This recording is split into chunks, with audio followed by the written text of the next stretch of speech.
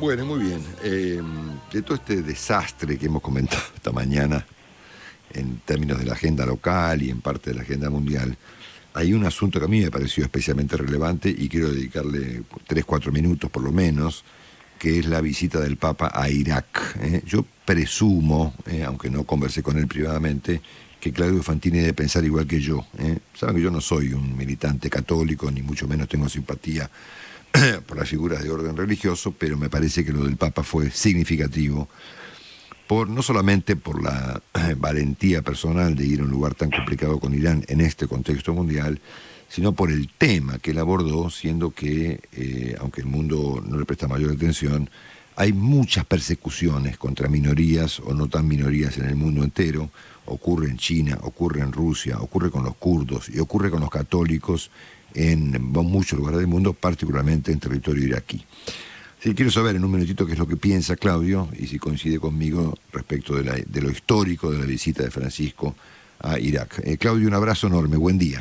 ¿Qué tal? Muy buenos días, Marcelo. Vos sabés que coincido totalmente, incluso en el aspecto personal de no ser religioso. Yo tampoco lo soy. Suelo tener una mirada crítica hacia las religiones, pero en este caso coincido con que el Papa ha sido muy inteligente y ha dado un paso muy importante en muchos sentidos. Muy inteligente, entre otras cosas, porque entendió que este es un buen momento para ir a Irak.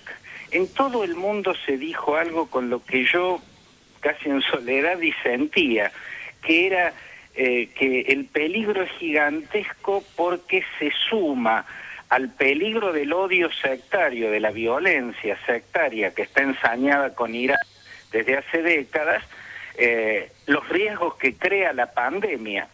Mi opinión personal es que es al revés. La pandemia es lo que baja los otros riesgos, porque pandemia mediante, el Papa queda exento de tener que realizar los actos multitudinarios que normalmente caracterizan a los viajes pontificios.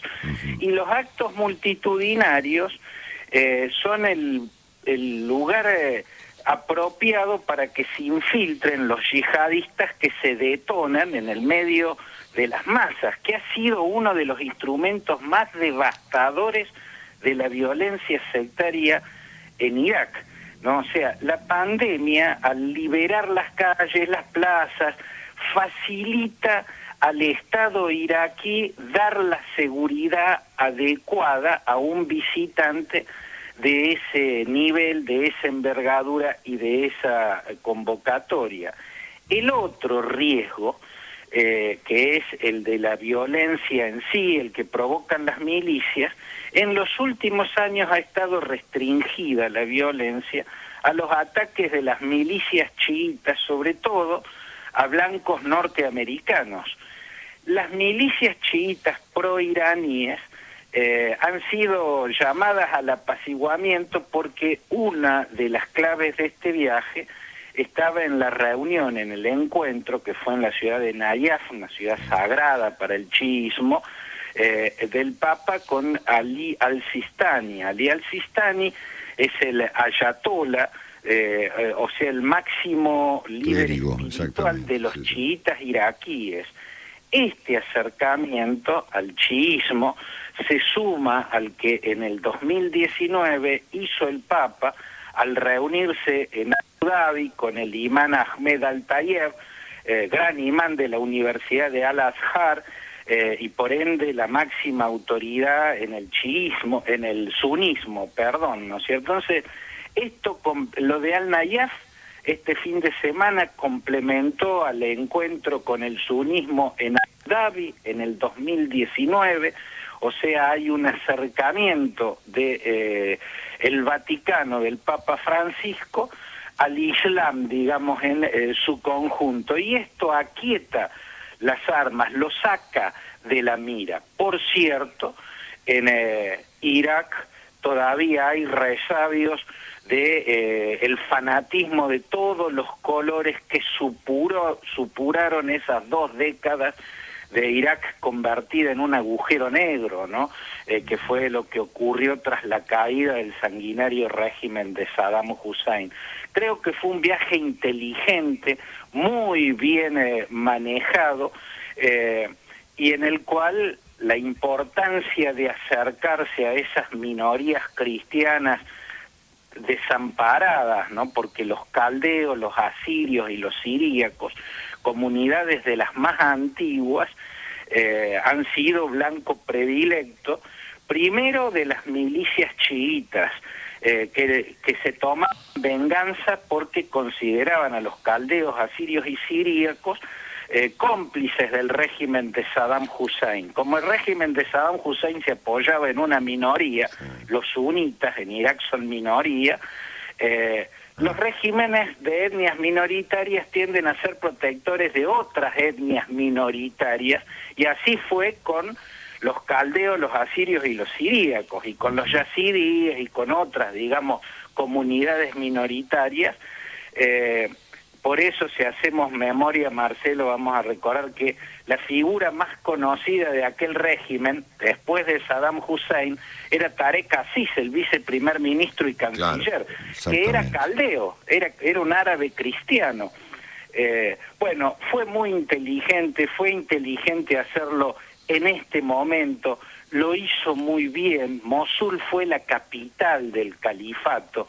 En Mosul se vivieron escenas de tragedia humana, más allá de la crueldad y todo eso, como las que se vivieron en aldeas polacas y ucranianas, cuando entraban los nazis, y los vecinos eslavos cristianos les señalaban a los nazis cuáles eran las casas de los judíos para que los exterminaran. Escenas así se vieron el Mosul, la capital de la provincia de Nínive, ¿no? Que alguna vez fue una inmensa urbe asiria. Creo que fue muy inteligente y no creo que haya sido más peligroso que lo que fue el viaje en el 2017 a Egipto, porque en aquel momento en Egipto ISIS era fuertísimo y estaba arrasando a los coptos, que son los cristianos egipcios. Exactamente. Y para colmo, al revés de en esta oportunidad, que vino con reconciliaciones con el sunismo y con el chiismo, en el 2017 todavía el gran muftí, que era Ahmed Al-Tayeb, y líder del sunismo en todo Medio Oriente, tenía casi rotas las relaciones con el Vaticano, porque, bueno, había juzgado como discriminatorias y agresivas las quejas de Benedicto XVI cuando acusaba a los egipcios de dejar el desamparo a los coptos, ¿no? O sea, era aquella fue un viaje de mucho coraje. Yo creo que tenía muchos más riesgos, no quiere decir que este no lo haya tenido, pero creo que era el momento indicado, y la verdad es que hubo inteligencia al ver ese momento, al descubrir que la pandemia, lejos de complicar, al contrario, le simplificaba y convertía en un momento adecuado. Y creo que lo manejó muy bien, Marcelo. Sin duda. A modo de final y de reflexión final, si el Papa Francisco pudo mostrar que puede reunirse en una cumbre con el ayatolá al-Sistani, es un mensaje al mundo respecto de que otros líderes mundiales, o incluso en los países, e incluso en nuestro país, podrían hacer lo propio, ¿no? Así es. Lo que pasa es que en la Argentina no hay riesgos o peligros como los que pudo haber en Egipto en el 2017 o en Irak ahora, pero hay riesgos políticos aparentemente para el Papa, ¿no? De todos modos fue un mensaje, y un mensaje con mucho coraje, fue plantear lo que planteó en Caracas, en Mosul, también en Ibril, que es la capital del Kurdistán, y donde habló en un estadio. Ahí hubo un poco más de concentración de gente, pero siempre muy controlada. El mensaje de que no se puede justificar la violencia de Dios, o sea que la guerra no se puede avalar desde Dios. Bueno, eso es difícil decirlo en el mundo musulmán, porque tanto en pasajes del Corán como en muchos pronunciamientos atribuidos a Mahoma, que era un guerrero, que era un conquistador, era un militar, combatió en los campos de batalla. Bueno, la guerra, la yihad, si bien también tiene un sentido interno, la gran yihad es lo que Mahoma usa para describir la guerra interna, para ser hombres mejores, para ser mejores seres humanos. Sí. Pero la yihad también era obligatoria cuando se trataba de enfrentar a los infieles que quisieran conquistar tierras islámicas. Por eso creo que hubo mucho coraje del Papa en hablar de ese modo y pronunciarse así, para dejar en claro un aspecto que muchas veces en países que han sido tan víctimas de los fanatismos religiosos es difícil de decir. Un gran abrazo, Claudio, y gracias por esta reflexión esta mañana. Abrazo grande, Marcelo, hasta siempre.